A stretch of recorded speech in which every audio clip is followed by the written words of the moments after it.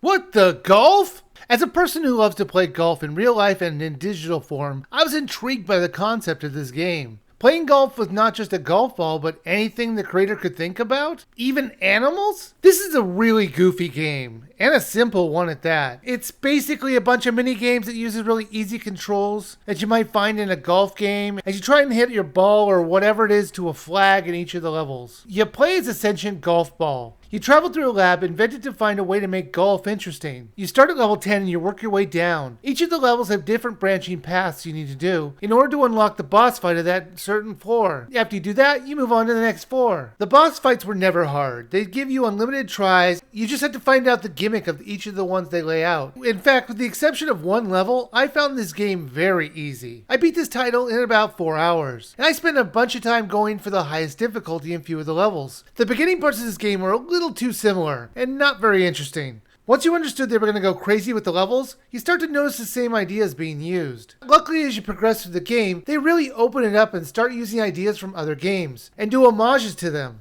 Those were the best, except for one level that I've mentioned before. That level almost made me want to quit this game. Luckily, it was actually really late in the game, so I wasn't going to just give up just because of one bad level. And I was also very happy that it was confined to that one level and it wasn't a theme like some of the other tribute levels you might experience. The problem was the simplistic controls didn't really work with what they were trying to do. I won't spoil anything. Let's just say I was pretty upset with it and I'm not going to get over it anytime soon. Now, the controls broke down like this. You press a button and pick a direction. You could adjust the speed, but it was very clunky to do that. The problem is that this game stuck to these very simplistic controls and it became a real problem in the later levels as you control things that are not necessarily a ball. However, since you get unlimited tries, this is a minor issue. There are 3 difficulties in each of the levels. Most of the time, you don't have to go for the highest difficulty in order to move forward in the game. There's apparently a Switch exclusive 2-player party mode, but nobody wanted to play this with me, so I couldn't test it. They do make the game replayable, not just with increased challenges in each of the levels, but they also give you a daily challenge which changes up the levels and see how many strokes it takes you in order to beat a certain number of holes. It was okay, and it was interesting to see the other players' scores, but it wasn't anything I'd want to do more than once. What the golf was short and enjoyable for the most part.